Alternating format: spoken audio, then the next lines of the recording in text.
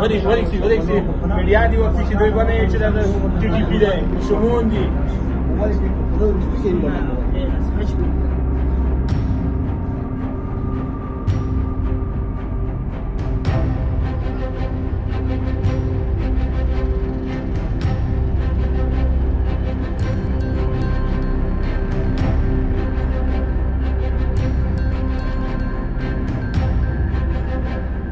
نقض آشکار حریم هوایی افغانستان توسط رژیم نظامی پاکستان.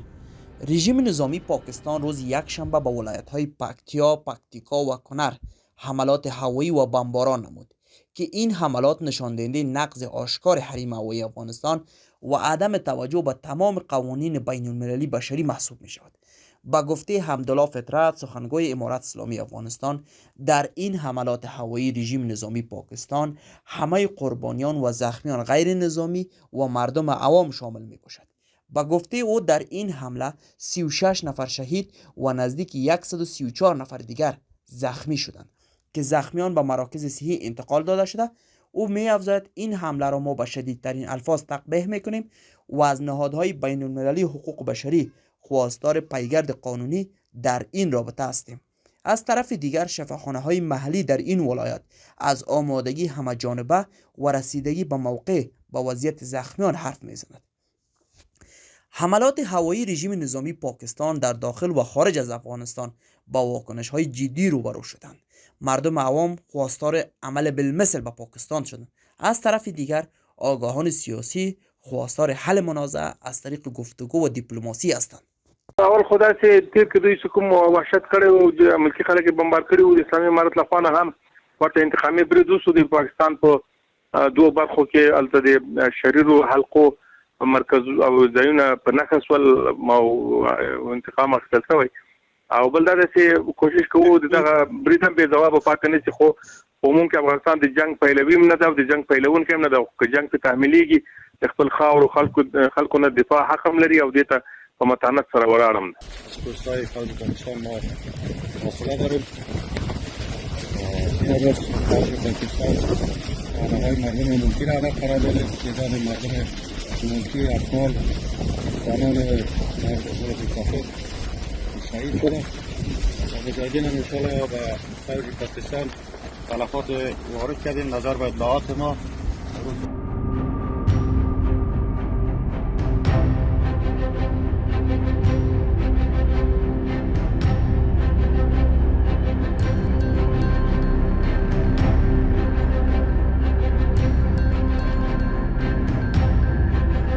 ټول خلک راغلل دلته دوی په خلاصون کې مقصد د همکاري کوله کومک کولو چې دویمه دفعه بیا تیاری راغلی مقصد بیا یې بمبار وکړو نو دلته تقریبا چې اوسه پورې کره شمېره معلومه نه ده خو تر 22 پورې موږ شهیدان لرو.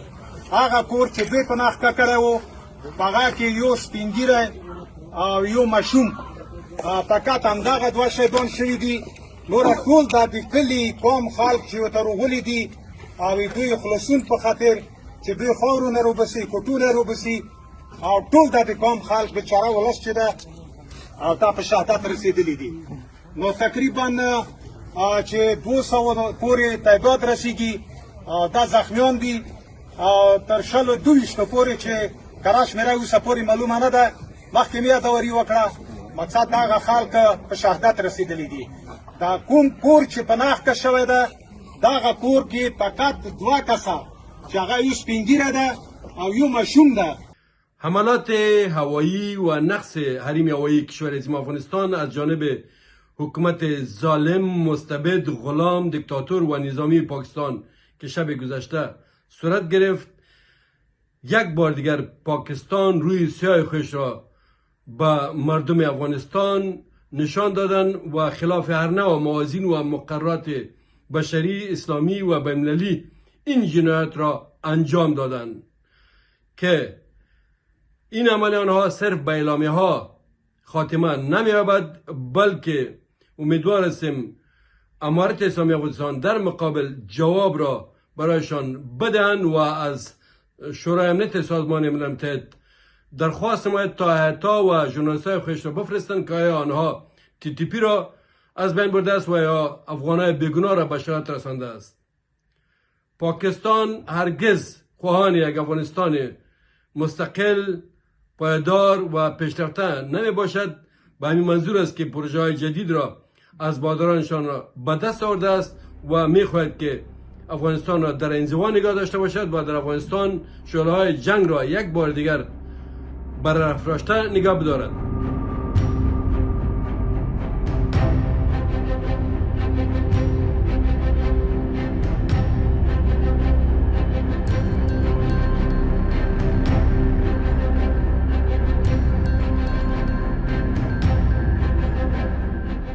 به نام یاد خداوند بخشاینده و مهربان. هموطنان عزیز سلام، وقت بخیر. امیدوار هستم دارای صحت کامل باشید.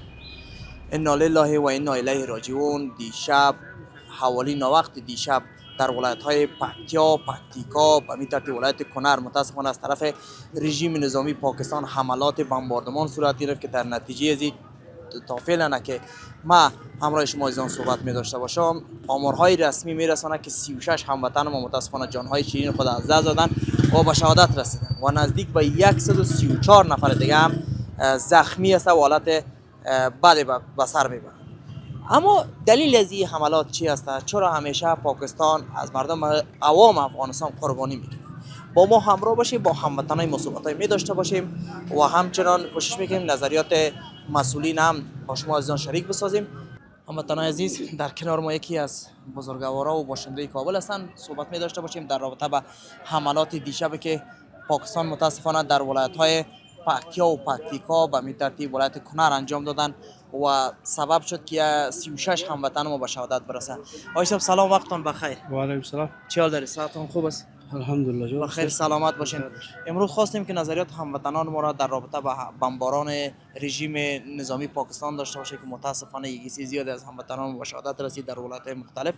شما به صفت یک شهروند افغانستان، چرا پاکستان همیشه بالای مردم عام افغانستان مثلا از پیشون قربانی میگیره و بمباران میکنه و در نتیجهش هموطنان زیاد ما به شهادت میرسن؟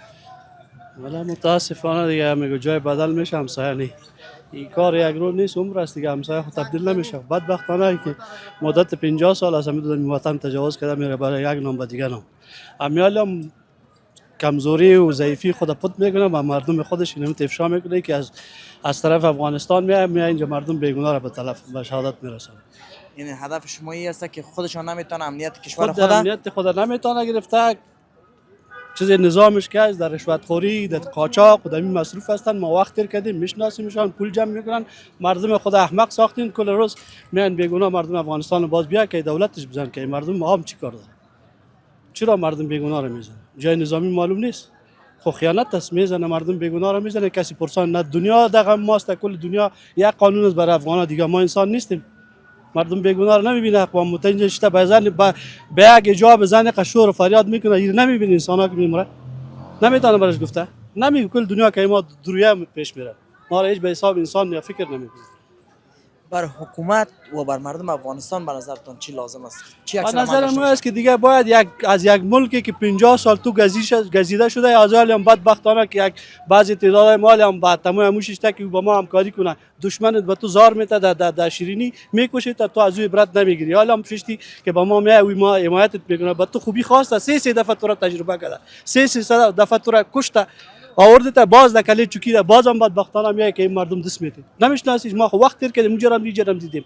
این بدبختی در اینجاست. برای ما اتفاق اتحاد اینی بکار است. از نفرت و تفرقه اینی دست برداریم. دشمن از خدا خوارش میکنه، ذلیلش کرده، خدا دیگه هم ذلیلش میکنه. از سگ که حالاتش بدتر از اینا از جام بدتر میشه. چی فایده میکنه اگر 10 تا و 5 تا که ما گم میشدیم در 100 تا 200 تا گم نشدیم؟ و یک روز خودش در بدر از حال خاک بسر خدا گمش میکنه. دیگه چیز نمیتونه کرده. اراده مردم قوی است. این چیزا را ما بیاد دی گموریا را زیاد دیدیم. دی مرموری ما ان شاء الله چیزی نمیشه. قربانت. خداوند مردم اتحاد اتفاق بده. دشمن ازلی ماست. از روزی که جور شده یک اسرائیل دویم از آسیای میانه به ضد مسلمانان انگلیسا آورده، اینا انتخاب کرده که مسلمانان را بکشه. خلاص کدام جای به ضد کافر جنگ کرده؟ مولایش هست، اگه آمیش هست، اگه فوج هست، کلش در به زبان یک چیز دلش نفرت، کینه، بغض. اینی کارش. هموطنان عزیز، در کنار ما یکی از بزرگوارای دیگه است، نظرشان هم داشته باشیم در رابطه با بمبارانی که دیشب متاسفانه که زیاد از هموطنان ما شهادت رسیدن. آقای صاحب سلام، وقتتون و بخیر. علیکم سلام، جور هستی؟ بخیر هستی؟ خیر قربانتون، بخیر سلامت باشید. آقای صاحب نظر شما را می داشته باشیم در رابطه با بمباران دیشب که در ولایت‌های پکتیا، پکتیکا و کنر یکی زیاد از هموطنان و متاسفانه جانهای شیرین خود از دست بله، دادن. ما خبر شدم کلی افغانستان جگرخون است، فهمیدی؟ کلگی رنج میبره از دست از پاکستان میبره، فهمیدی؟ بله. مگم گپ تو است که حوصله ما یک وقت تمام میشه، علی خو ما حوصله داریم، ما هیچ کس چیز نمیگیم نه فلال. اگه یک وقت باز حوصله ما چیز شد، خلاص شد، بعد دیگه ما چیز خودم میگیرم، بدله خودم میگیرم، هر رقم کار کاتش میکنم. اگه ما بر پښتو بگویم موږ صبر کوو خپل ځان ته، نه موږ خپل ځان ته صبر لرو، که څوک موږ سره هر رقم ظلم وکړي، هر رقم پر موږ باندې تجاوز وکړي، موږ هیڅ نه وایو. اخر به موږ د صبر کاسې ډکې سي، بیا به موږ په دې کې بیا د خپل پښیمانه سي، په دې باره کې بیا د خپل ارمانونه وکړي. دوی پر دې مظلوم افغانانو باندې، در بدر افغانانو باندې دا بمبار همیشه لپاره بند کړي. نور لارې ستا د حل لارې ستا د خبرو لارې ستا باید د دې لارې څخه خلک خبرې وکړي. چرا بمباران میکنه به نظرتون؟ موږ نه پوهېږو دا څه مسله ده، څه غواړي موږ سره، په دې باندې موږ سر نه خلاصېږي چې دوی ولې هر وخت بمبار کوي، ولې دا مصالحه نه حل کېږي، دا خبره ولې نه حل کېږي. دا به در کومه وخت موږ بمبارېږو، ولې یو وار نه دی، دوه واره نه دي، 20 واره نه دي، نه، مګر دا باید دوی په خپله حل و فصل کې حوصله بیا موږ دا ختم کېږي. اوس موږ صبر لرو، د صبر په خاطر باندې موږ هیڅ چاته غږ نه کړو، ډېره وخته پورې به موږ اخر به دا صبر ختم شي. ډېره مننه. بخیر سلامت. گفتین که سایه اسپین بولدک هستین، در همسایگی با در مرز با پاکستان قرار دارید. چقدر مردم اسپین بولدک مثلا از اینمی کارکردهای پاکستان ناراض هستند و چقدر نفرت دارن از این کارکردهایشان و چی میخواین در کل مردم افغانستان باید یک اتحاد داشته باشه در برابر پاکستان یا خیر به نظرتان؟ والا می دم اسپین بولدک ما خو می هر وقت جنگ است، دم سر مرز از خانه ما هر وقت جنگ است. هر روز کوچ ما در یک هفته و در 2 هفته ما کوچ میکنیم، خانه خود اعلام میکنیم. خب مگم کسی پرسان ما رو نمیکنه که بیادر این جنگ برای چی است، چرا است؟ بس از اون طرف بمبار، از این طرف بمبار، از اون طرف میزنه، از این طرف میزنه، فهمیدی؟ دم سر مرز هستیم ما، خدا خیر پیش کنه و تو باش که چی میشه، تا کی امیر رقم باشه، ما چرا رنج ببریم هر وقت امیر رقمی. برای حکومت ما چی لازم است به نظرتون؟ باید چی رقم یک عکس العمل داشته باشه؟ نه اگه حکومت خودش نمیتونه، مقصد اینه ملت سر ملت صدا کو، د 5 دقیقه کلی الو فصل میشه. اینجا بسیار یک مردم قهرمان ششته، اینجا بسیار مردمای هوشیار و دانشته ششته اینجا در افغانستان است و خودش به همین مسئله را حل میکنه. اگه از دست از این مردم نمیشه، از این حکومت نمیشه، مطلب ما ان شاء الله که حکومت ما شما مستعد است و دفاع میکنه. بله، اول سر ما صدا کنه، ما برش نفر جمع میکنیم، ما میرم اول در جنگ پاکستان خو ما تیار هستم. کل اگر مردم افغانستان می رنج میبره از می پاکستان، هر وقت رنج میبره. چرا؟ فهمی یک مرض کنسر اسیر باید از بین ببره.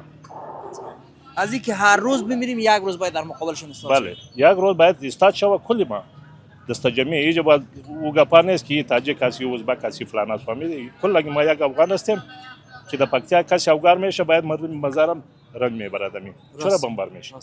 از ایران تمام می رقم است. در زمان داوود خان میگن یک کار شده بود که یک بارگی مردم افغانستان خسته بود علیه پاکستان.